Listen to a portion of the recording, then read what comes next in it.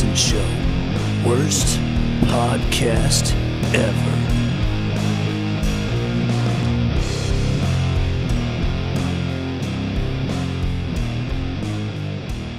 Hello everybody, welcome to the Shay and Wilson Show. I'm Wilson, this is Shay, and today we have Kyle with us again. Hello. And we need to set our online stopwatches, Shay. I'm on it right now. I guess while we're doing that, we should explain it again for all the newcomers, because now, we're like Facebook legit. What we do is 13 of our likes and stuff. Yeah, I think we're up to 15 now, man. Oh, shit, man. Well, 13 if you don't count you and me, so, Now, basically what we do, we're supposed to have 10-minute segments each, where during those 10 minutes we're given basically complete control over where the topics go. Allegedly, but Yes, if we were to follow the rules at the end of those 10 minutes, we would cut off our topics and move on to the next person. But that hasn't happened, I don't think, since the inception of this rule. Next thing Pre-jack. is pre-jack system. Yes, the pre-jack system, basically, the way that works is everyone within the show has the ability to cut off a topic during the other person's segment. So I could be talking about, how much I love, Shay's long, luscious locks. And Kyle could say, look, this is freaking me out. So pre-jack. And I have 30 my hair is so long. Topic. 30 seconds. And then after that, you're done. And Kyle gets a pre-jack as well. Yes. I used Kyle in the example, man. Well, yeah, announcements. This is just you cutting me. Announcements, now we have a Facebook page, The Shay and Wilson Show on Facebook. So like us or, report us to the media so, they give us bad publicity because there's no such thing as bad publicity. We also have a Twitter with like one follower. We have a follower. Do you really? Mm-hmm. Oh my goodness.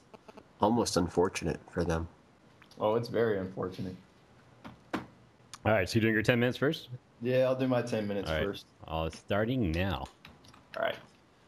Okay, so the first thing I'm going to get to is the new Pinback album. Okay, it's called Information Retrieved. I received it yesterday because pre-ordering in Australia means nothing.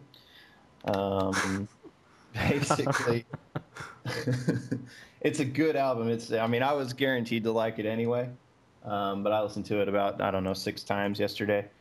Definitely into it. The singles that they'd already released, the stuff that I already knew was out, was all very good, especially songs like Sherman and True North and His Phase, which, I've been listening to for the last few months, and they're all very, very good. There are some more, sort of standout tracks while I was listening to it last night. Probably my favorite is Drawstring. For all those of you who are, going to run out and buy the album now that you've heard my, opinion on it, everything sort of fits in the right place with the Pinback songs. Everything's layered right. I just like the way they come off. And nothing feels show-offy. And me and Shay have kind of had this thing going these last few weeks about show-off bands. As far as this album in comparison to their other older albums, I'd say this one almost has a more straightforward sort of sound, where it's like, they're just doing a song, you like it, on to the next one. A lot of their older stuff had more build-up to it, where, like the payoff sort of came late in the song, if you know what I mean. Mm-hmm. But these are all pretty much, straight from the get-go, what you're getting out of the song. I'd say it has some of my favorite songs they've done, but I'm not sure if it's my favorite overall album. I think a little bit more time with it will decide that. How do you describe their sound overall? Because I actually never listened to them. It's very smooth and layered, and they're one of those bands that the simplistic sound is kind of tricky because they're actually playing some pretty, detailed and sort of music. There's a lot going on, but overall it just sounds like, sort of pleasant. Mm-hmm. If that makes any sense. Another album I just want to shout out is Aesop Rock's new album, Skeleton, which I told you I was definitely into that album when I grabbed it. That one, where Pinback, I knew I'd like it. This one, I wasn't sure how it was going to be. He's not a guaranteed great album necessarily, but it is very good. Sorry? He's very progressive, so it's unexpected. Yeah, and basically, the beats in these songs are just phenomenal. So much stuff, just great beats. A lot of funny songs. I mean, he's got a song about a donut place, which is really good. It's a good thing to have a song about. Yeah, it is. And the thing is, the music all makes it sound all serious, but what he's talking about just totally isn't. And he's got another one that's sort of it's a short, just build-up song where the music gets progressively louder as he says the words. And it's about a dog saving a kid from a kiddie pool who was drowning. Mm-hmm. And I mean, you don't, yeah, as it actually has a lot of suspense to it. Like you feel like, oh my God, is she gonna die or not? Like, and then by the end she doesn't. You're like, yes. It gets me every time. Spoiler, man. Whoa. Yeah. I'm sorry, but yeah, definitely check that album out. It's very different from anything he's done before, and just as good, if not better, than his other albums, I'd say. Now the meat of my segment today is going to be reviewing Sleeping Dogs. Oh boy. Yes. Which you just finished, you said. Sorry? Yeah, I finished last night while I was listening to the Pinback albums, so, that put me in the right mood. Killing Asians and listening to Pinback.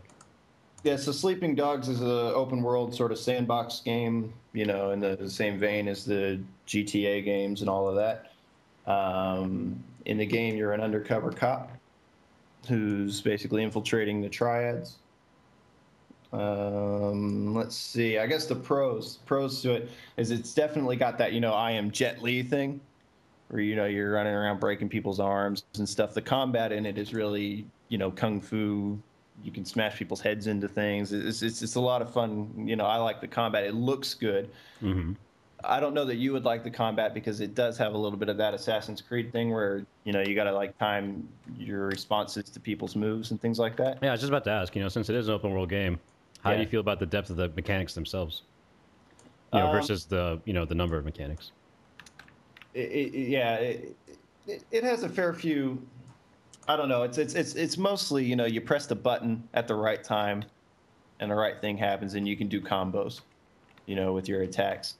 Okay. But overall, do you feel like it's like I know there's it's an open world game, big city, you can do a ton of different activities, I'm sure. Do you feel like you can do any of those activities to a satisfying degree, like you can really delve into it the way you want to? No. That's a tough. That's Have you played it, Kyle? No, I haven't yet. I mean, I enjoyed the game, but I don't know if I'm just easily satisfied or not. I think if you were being really discriminating, it's not like it's got a whole lot of depth to it. It's just fun to play. All right. One thing going for it for me is I tend to like the whole organized crime thing. So that puts me in the mindset that I'll like it. We're already on the FBI radar with me being, a terrorist race. That's it. And I like organizing drug busts. Dear God, the Mafia and Al Qaeda are together. As far as visuals go, it's a great looking city. Like, I totally want to visit Hong Kong now to see if it looks like cheap hookers, man. Sorry? Cheap hookers and clean. It looks great. In a lot of ways, if you didn't like GTA, I wouldn't necessarily think you'd like this. Oh, I love Grand Theft Auto, so. Yeah, I mean, you'd like it for that. I'd say GTA's definitely got, or as in GTA 4, I should say, has a more evolved sort of world. Like how it had the internet and it had the TV shows and things like that. That just made it feel like. Yeah, but Rockstar's also had a lot of time to build upon that, though. They've done the whole open world thing for quite some time. Yeah, so it doesn't have that. And it is lacking in that aspect, but it looks a lot better. And the fighting system is definitely better than what I got out of GTA, including the shooting mechanics. It does delve into that John Woo bullet time type thing. Oh, tight. Like where if you jump over cover and pull up the sights at the same time, you'll go into slow motion and you can start popping people in the head, that sort of thing. So that's. It's fun to play, but it's really, don't get into it for the story, is what I would say, because it does feel very thin in terms of story, and a lot of times it takes these big leaps in story where you're kind of like, well, was there a time skip? Or I mean, it was like I'd done 2 missions, something along those lines, and then the main guy, you know, he's sort of complaining to the guy who got him into the triads. Oh, we're doing nothing but, you know, footwork. We're just going around busting heads. You know, like he wants to move up a rank. Fine, let's kill the president. It's like, oh, okay. And I'm like, you know, these things take time. You, as far as I can tell, you've been there one night, you know. So apparently it's either supposed to have moved on or they just really don't care about the story making any sense. I mean, which, you know, if you watch any old school Jackie Chan movies and all that, they never make sense. So that's okay. As a crime story, do you think it's good?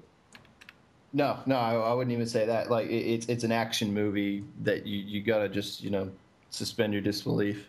Okay. Have you played the Yakuza games by any chance? No, I haven't, but I'd like to. Oh man, I think you would dig those.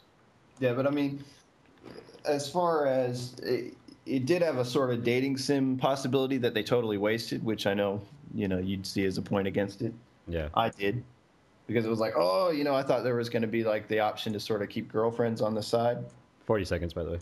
Yeah, but basically they're just like, you know, one date, that's it. Also, the music in it had some pretty surprising songs, some music choices. I heard Maps and Atlases, Felt, which is half of that is Slug from Atmosphere, and MF Doom all had songs in the soundtrack. Jeez. Yeah, his new stuff. Doom was in it, and I was very surprised. But one problem is the songs seem to repeat too often. It's almost like it was a playlist and not a randomized thing to the stations. So a lot of times you got the same song over and over again, or every time you got in the car again, it was like it started the same songs up. And time. Let me throw one more thing in there, just as an aside. Most of the problems I had with the game could be fixed on PC because the PC allows for mods. I played it on the 360. Are there mods on the PC version? It allows for them. I haven't seen any of them, but I'd imagine that, you know, things like little nagging things. Is there like, a Sleeping Dogs Nexus now? There's probably, I think there's a Steam community thing for it, so you can. Oh, okay. It has Steam Workshop. Oh, one thing you'll have to suspend your disbelief on as well with this game, I forgot to mention. I mean, you're in Hong Kong, and I know that it would be insanely frustrating to drive in a crowded Hong Kong in a game on the wrong like side of this. the road. Oh, yeah, it's actually, well, it's the same side I've learned to drive over here in Australia, but it is the wrong side. It is on the left side, so I mean they did keep that in, but it's like very sparse. Like there's not a lot of people, and you know it's supposed to be Hong Kong, but yet you can practically drive unimpeded throughout the entire city. It seems like, and lack of cop presence.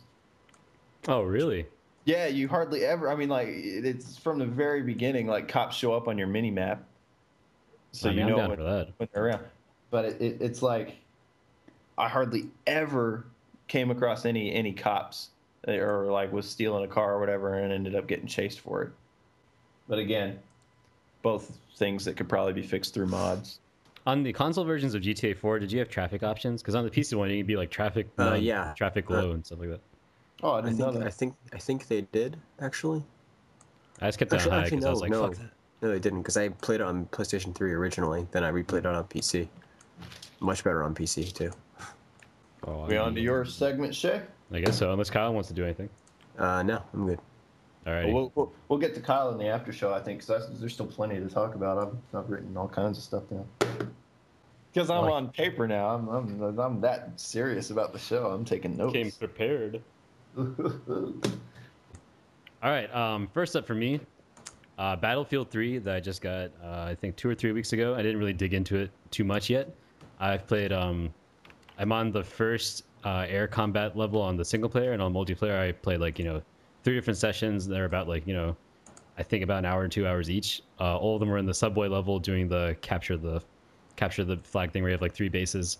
US starts from underground and Russian starts above ground. Impressions of the game itself before I get on to anything else related to the game.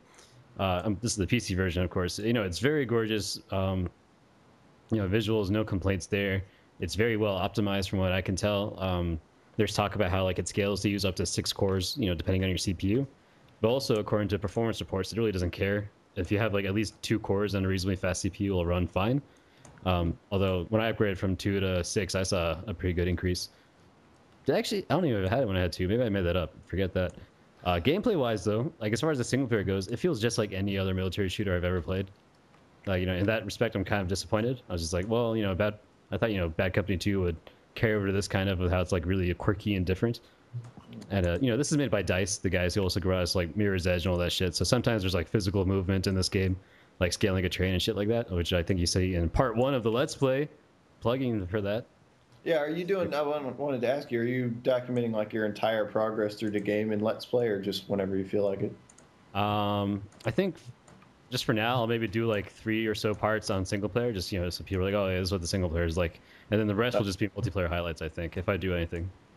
Yeah, because I think so like, you know, get on there and be like, oh, you suck. I can no scope. Yeah, multiplayer is like where the fun is at for sure. Single player is, I just do it because I'm like, oh god, it's there. The jet level especially, like, what the fuck? It's so... Maybe I'm just doing it wrong. I'll upload the Let's Play and let people tell me what I'm doing wrong. So, all you experts so out you can there... actually beat it. all you experts out there who are like 12 years old are like, oh, you're doing it wrong, man. You don't have auto-aim on. But yeah, aside from the game itself and DICE, you know, great developer, it's so unfortunate that their publisher is EA. Because you cannot buy this game on Steam. You have to get it through EA Origin, which is an absolute piece of shit. It's comparing it to Valve service or GOG or, you know, Direct to Drive, if that's still even around. I don't know. It's just I will say on the kind of Origin though is they give out lots of free games and like really steep discounts. I have 6 games on it. I have 6 games on it, of which I have only paid for 4, and I paid like 80% off on one of the other ones. They need to do something, man, because like everything else they do is fucking terrible, especially with this. Did Zero just defend EA? I'm defending Origin. Oh, that sounds like I'm gonna call it a defensive EA. You're just writing a joke that you're just like this. We're changing people, Shay. We're bringing about change. I don't think that was us who changed them. Whatever. Yeah, customer service is terrible. Me and our buddy Cantaloupe from AF had the exact same experience. We're like, okay, let's buy the premium edition so we have everything that we need. So you go and you buy Battlefield Premium. It turns out there's 2 things. There's Battlefield Premium and Battlefield Premium Edition. The difference being that one is just the expansion, which is, you know, $49.99 for a fucking expansion, or maybe it was $39.99, something like that. And then the game itself is like, you know, just $10 more. So it's like if you don't buy the right thing, you end up buying the game separately for $30, and then the expansion that you already bought for $30. And it's like, what the fuck? Why is this game so? I mean, frustrating. And they have like this, you know, strict no return policy and all this other shit that was pissing him off. So yeah, EA blows, their customer service blows. I did get a free Mass Effect 2 from them, like Kyle said. So if they throw more of that stuff my way, you know, since we're important journalists. So basically, they can buy you. Yeah, I'm interested in being bought. You know, my integrity only goes so far. Next up, Dishonored. Have either of you played this? Dishonored, I have not. I really want to though.